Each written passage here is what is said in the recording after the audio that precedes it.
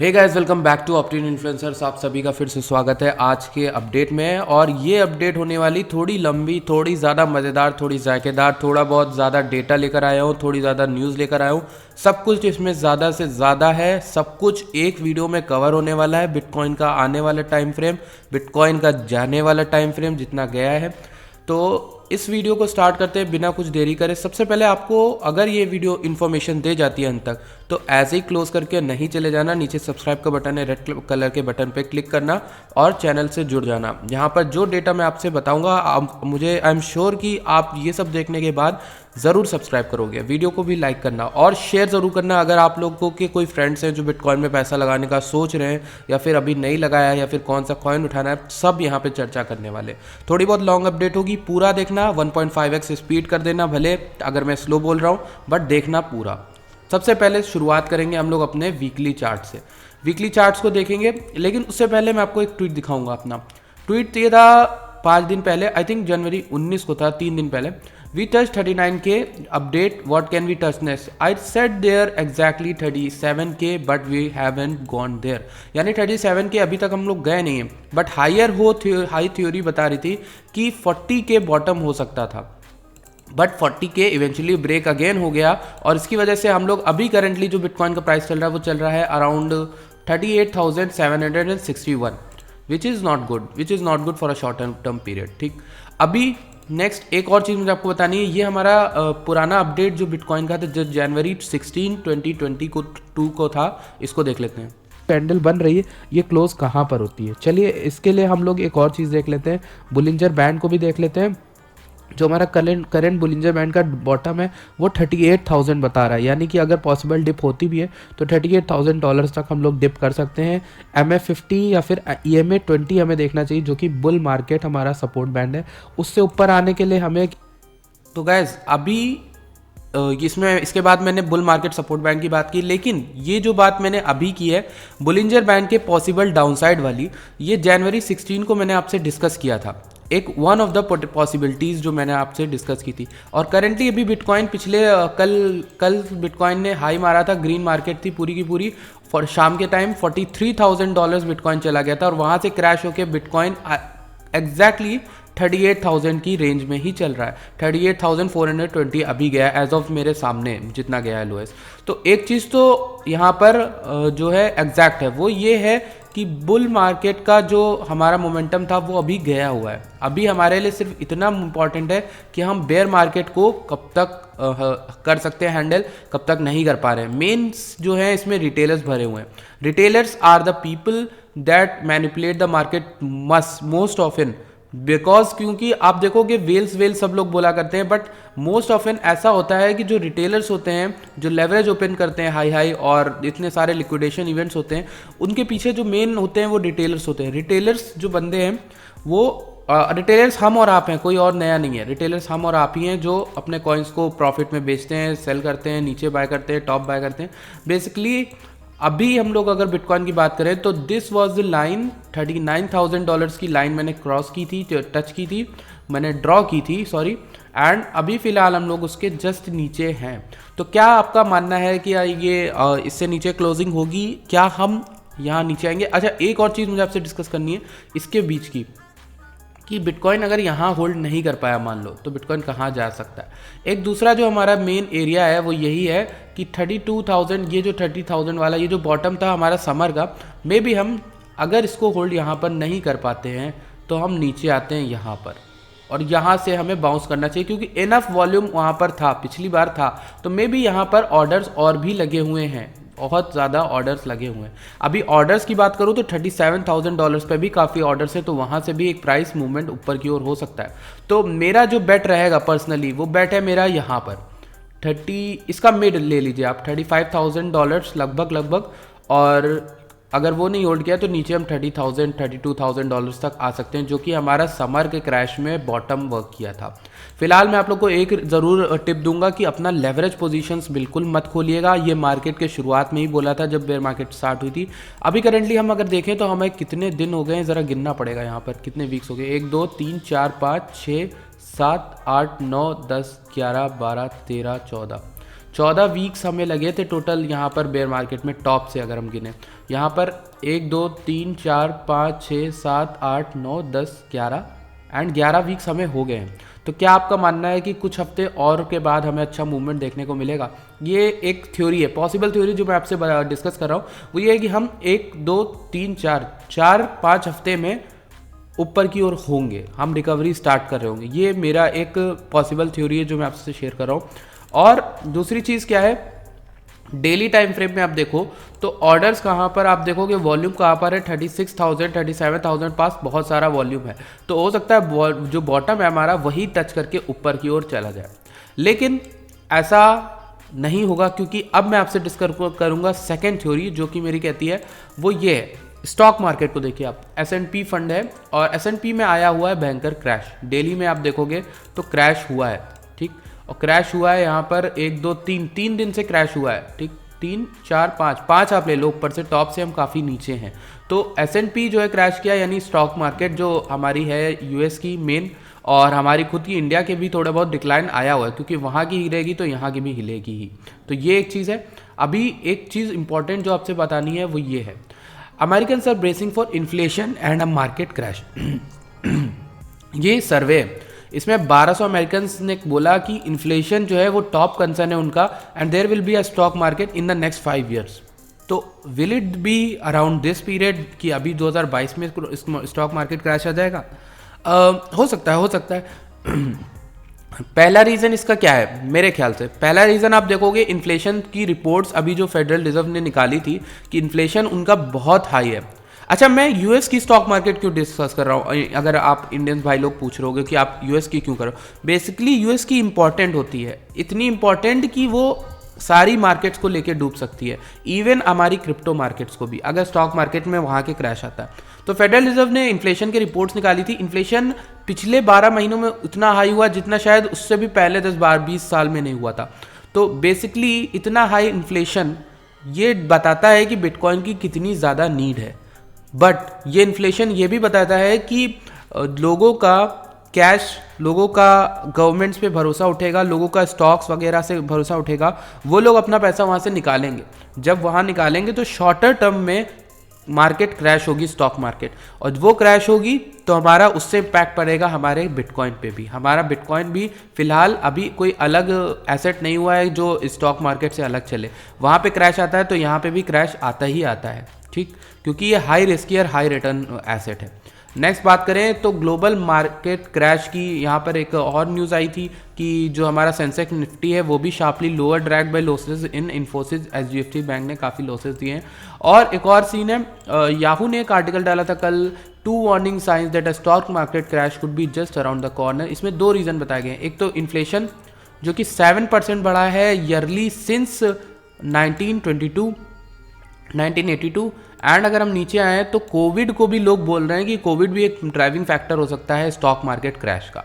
Valuations in the US tech sector, अब मुझे ये आपको बताना था। वैल्यूएशन का मतलब ये है, आपने देखा होगा पिछले 1-2 साल में जो यूएस की कुछ टेक रिलेटेड कंपनियां, चाहे आप एप्पल ले लो, चाहे अल्फाबेट ले लो, चाहे टेस्ला ले लो। टेस्ला तो बहुत इंपॉर्टेंट, क्योंकि टेस्ला ने भी बहुत ज़्यादा रिटर्न दिया लोगों को लाके। अब ये जो टॉप 5 कंपनीज हैं मार्केट कैप के हिसाब से, Apple, alphabet, Tesla, Microsoft, Amazon, इनकी रैली बहुत अच्छी वाली हुई है और विदाउट एनी करेक्शन, मतलब मेजर करेक्शन।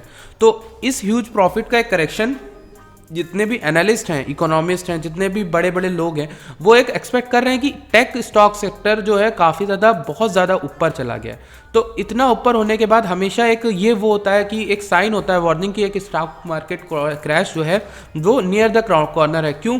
आप देख लो 2000 का क्रैश देख लो, आप चाहे 2008 का क्रैश देख लो, तो इन दोनों ही समय में जो है इंटरनेट का पहला बूम था और दूसरा हमारा ये वाला था, हाउसिंग फाइनेंस वाला था।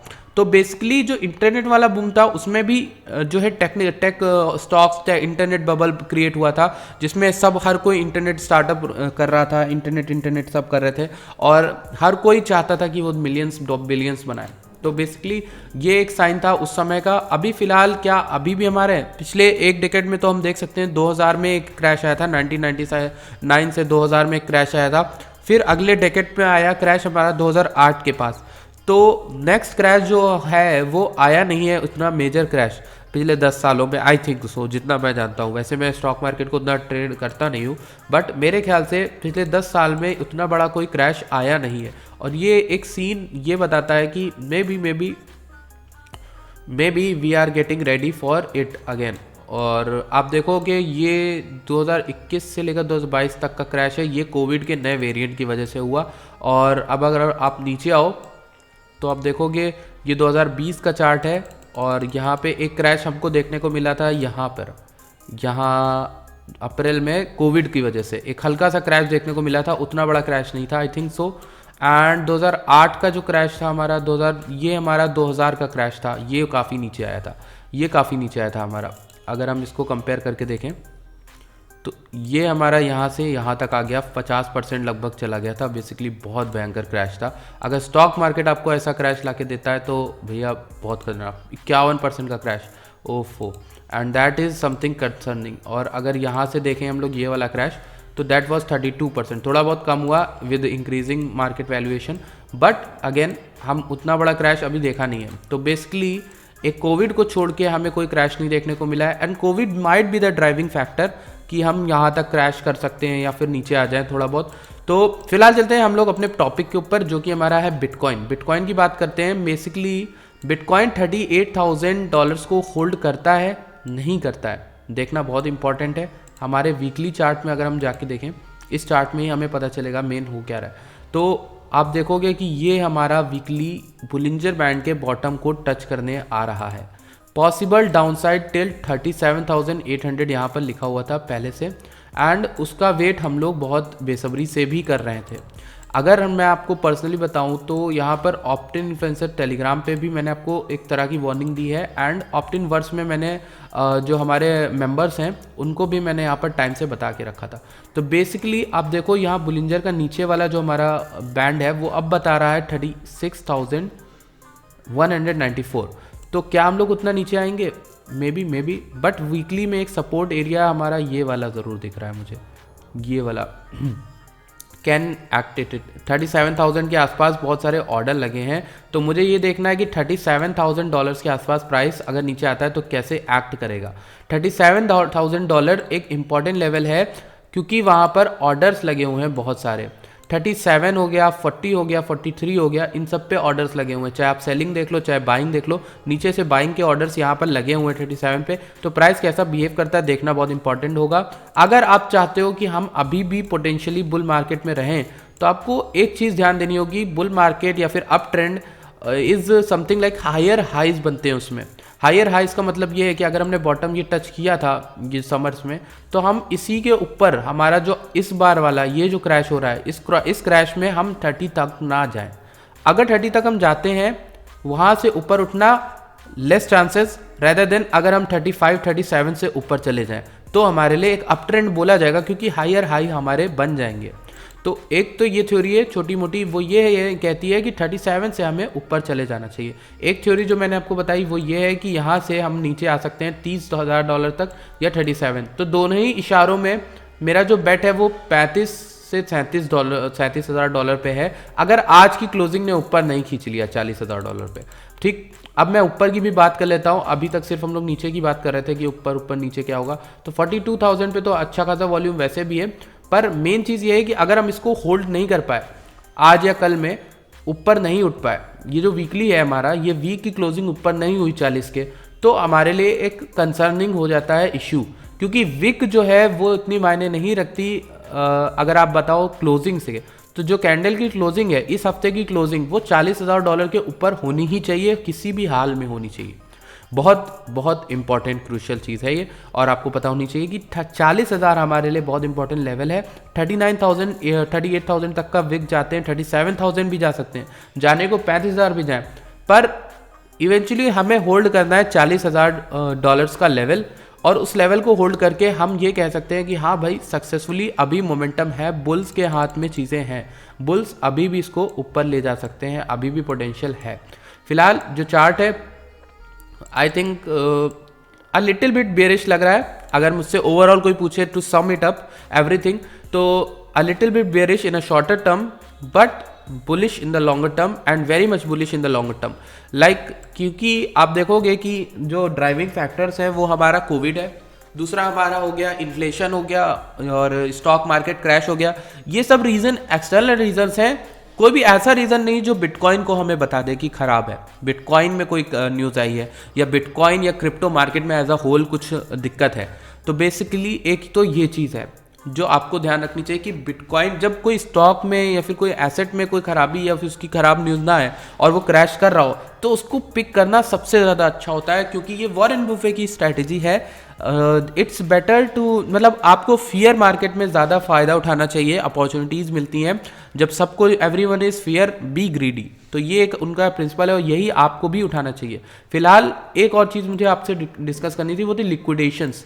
तो पिछले 1 घंटे में लिक्विडेशंस हो गए हैं 6.4 मिलियन डॉलर्स के, और टोटल 24 घंटे में बात करें तो 715 मिलियन डॉलर्स के क्रिप्टो में एज अ होल लिक्विडेशन हुए हैं, जिसमें 158 मिलियन डॉलर्स का लिक्विडेशन खाली बिटकॉइन में हुआ है। हालांकि ये हाईएस्ट नहीं है, ये मोस्ट जो नहीं है वो उतना नहीं है, इससे भी ज़्यादा हमें लिक्विडेशन देखने को मिले थे। जो हमारा जो लिक्विडेशन क्रैश आया था, यहाँ पर टॉप पे आया था, उस समय हमें काफ़ी ज़्यादा लिक्विडेशन देखने को मिला था। तो मेरी थ्योरी यही कहती है कि अगर आपको परफेक्टली कुछ कॉइन्स में एंट्री चाहिए थी तो आप इस समय पिक कर सकते हो, स्टार्ट करना। This is the time to get in, this is the time to average your coins. बात करते हैं हम लोग डस्क की ज़रा। डस्क का आने वाला है मेननेट, डस्क की ब्लॉकचेन, डस्क की मेन जो ब्लॉकचेन है वो रिलीज़ करने वाले हैं, testnet sorry, and that will be release around February 1। तो 1 फरवरी को आ रहा है वो, ज़रा मैं ये मार्क कर देता हूँ, ये 1 फरवरी हमारा आ रहा है, ये एक एरिया होगा 1 फरवरी के आसपास का। देखना होगा कि उसके आने तक हमारा कैसे ये एक्ट करता है, प्राइस यहाँ से कहाँ तक जाता है बेसिकली। और जो हमारा डस्क है अभी करेंटली 71 72 चल रहा है, अभी प्रॉफिट भी दिया होगा बहुत से लोगों को, $1 फिर से ये टच किया था। और करंट सिनेरियो में Dusk can hold the line. Basically अगर डस्क में मेननेट की हाइप अभी भी बची है and sellers have not profited yet, तो आने वाले टाइम में हो सकता है डस्क के जो स्पेक्यूलेटर्स हैं थोड़ा बहुत डस्क को होल्ड करें या फिर इससे ऊपर ले जाए मेरे ख्याल से। तो मेरा जो पर्सनल बेट रहेगा, and that is very important, पहले ये समझ लो, 5% से ज़्यादा कभी भी लो कैप में नहीं लगाना है। और ऐसी मार्केट में आपको बिटकॉइन ही एक्यूमुलेट करना चाहिए, सबसे सेफेस्ट रहता है अगर आप नए हो। लेकिन ऐसी मार्केट में आपको जो बेट लगाना चाहिए वो बेट आपको किसी भी लो कैप में नहीं लगाना चाहिए 5% से ज़्यादा। अब ये बात आप ध्यान में रखोगे तो ही रखोगे, वरना आप नीचे आके अगली वीडियो में मुझे गाली दोगे। ठीक, पहले आपको डस्क जो है एक्यूमुलेट कर लेना चाहिए, बिकॉज दैट ये एक तो आपको एरिया दिख ही रहा है, ये एक बहुत तगड़ा एरिया है जिसको हम कहते हैं 60 सेंट से 65-70 सेंट के आसपास। तो एक अच्छी खासी बाइंग अपॉर्चुनिटी बनती है, या फिर इससे नीचे आएगा तो ऊपर तब भी पिक लेना। लेकिन अगर बिटकॉइन 37,000-35,000 का ही लेवल रखता है बॉटम की ओर, तो डस्ट जो है 60 से 65 के आसपास आएगा और वहाँ से आप पिक कर लेना। डस्ट की जो बाइंग रेंजेस है ये मैंने मेंबरशिप में ऑप्टिनवर्स के शेयर करी थी, तो लोगों ने पिक भी की होगी डस्ट को। और फिलहाल के लिए अभी डस्ट और थोड़ा डंप कर गया है, तो बेसिकली उसको भी होल्ड करना पड़ेगा। अभी होल्ड करिएगा, अभी कुछ स्पेशल करने की ज़रूरत नहीं है। बात करते हैं हम लोग और कॉइन्स की, देख लेते हैं किसी की, चेनलिंक की देख लेते हैं, चेनलिंक का चार्ट कैसा प्ले आउट कर रहा है।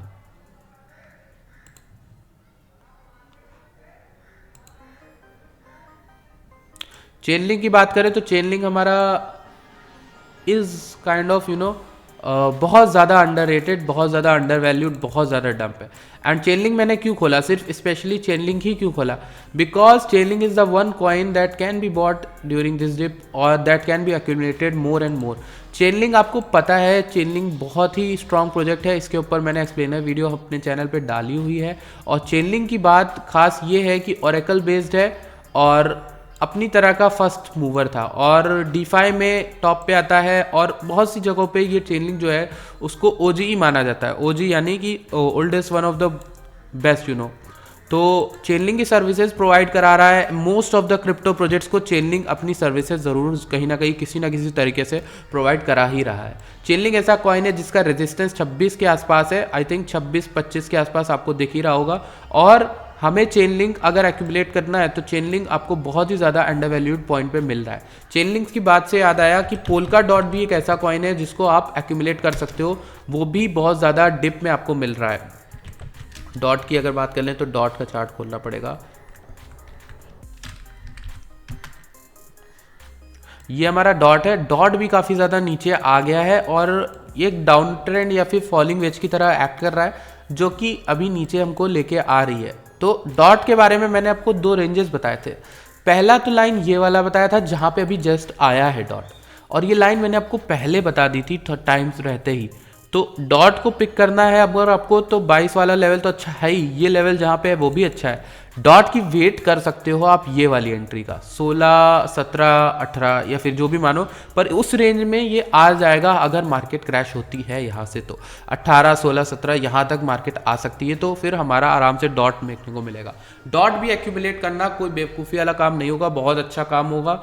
डॉट को पिक करने की एक अच्छी चीज़ है। और दूसरी चीज़ यही है कि एडा जो है, कार्डानो के बारे में भी एक चीज़ ये है कि हमारा कार्डानो भी काफ़ी अच्छा मूव कर सकता है। बिकॉज क्यों कह रहा हूँ मैं, ये डंप करेगा $2 के आसपास से डंप करेगा। यहाँ पे वॉल्यूम इसकी काफ़ी ज़्यादा है, तो रिजेक्शन पॉसिबल है 2 के आसपास, पर फिलहाल थोड़ा बहुत पंप कर सकता है क्योंकि इसका आ रहा है पहला डेक्स क्या होता है, DEX यानी डेक्स यानी डिसेंट्रलाइज एक्सचेंज। और डेक्स आने के बाद कई सारे आज से पहले जो देखा था अच्छी खासी मूवमेंट देखी गई थी। तो कार्डानो का पहला डेक्स आ रहा है संडे स्वैप पहला डेक्स मूवर होगा कार्डानो के ऊपर, थोड़ा बहुत इजी बनाएगा स्वैपिंग एंड बाकी कॉइन्स को बाय करना जो कार्डानो की ब्लॉकचेन पर है।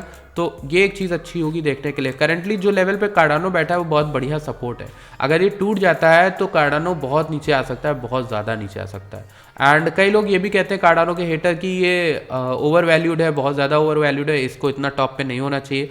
तो मेरे ख्याल से नहीं, ओवर वैल्यूड है, थोड़ा बहुत ओवर वैल्यूड है, बट गुस्सा है लोगों का वो इसलिए है क्योंकि कार्डानो बहुत ही स्लो ग्रोथ करता आ रहा है, बहुत ही ज़्यादा स्लो ग्रोथ, एंड जो अपने वादे करता है उसको पूरे टाइम पे नहीं कर पा रहा है, एंड इस वजह से कई लोग इसको हेट भी करते हैं। बट मेरा पर्सनली मानना है प्रोजेक्ट बहुत अच्छा है, इसके पीछे टीम भी बहुत अच्छी है, बट वही जो इनका ग्रोथ वाला चीज़ है वो अगर मुझे कहीं और मिल रही तो मैं किसी और कॉइन में क्यों ना इन्वेस्ट करूं कार्डानो की जगह, जो मुझे कम रिटर्न ला के दे रहा है। तो मेरा ये मानना है अगर मुझे वही रिटर्न चेन लिंक ला के दे सकता है या वही रिटर्न मुझे डॉट एटम ला के दे सकता है तो मैं उनमें इन्वेस्ट करना क्यों नहीं पसंद करूंगा। एटम से याद आया, हमें कॉस्मोस की भी बात करनी है।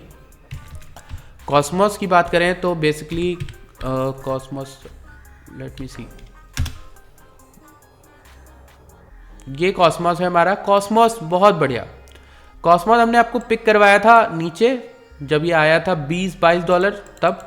कॉस्मोस के होल्डर्स आई कैन से कि लॉस में नहीं है ज़्यादा भयंकर, क्योंकि कॉस्मोस होल्ड कर रहा है अपना पर्पल एरिया को।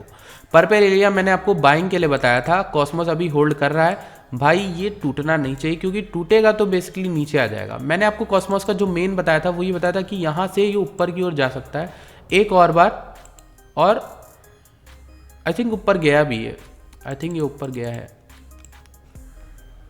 कल की कैंडल में, आई थिंक यहाँ तक गया था 41 तक, may be if I am not wrong.